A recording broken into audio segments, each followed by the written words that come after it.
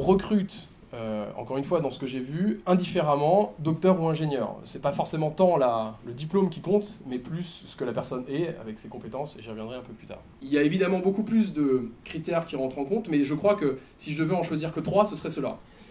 Le premier, c'est évidemment l'expertise. On recherche une forme de compétence dure en informatique et en mathématiques appliquées. Alors, pour tester cette compétence, on pose des questions techniques. Voilà. Donc ça, on est relativement à l'aise puisque c'est nos domaines. Donc on a des discussions de geek à geek, si je puis dire. Vous voyez, ça, c'est pour le premier critère. Le deuxième critère, celui du milieu, la pédagogie.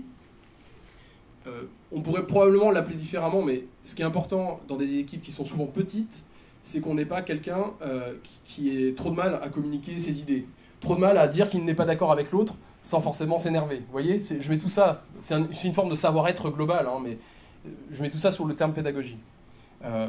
Ça, on le teste souvent en demandant à la personne de nous raconter un truc technique, mais simplement. Donc pour un doctorant, on va lui dire « raconte-moi ton sujet de thèse ». C'est assez évocateur, souvent.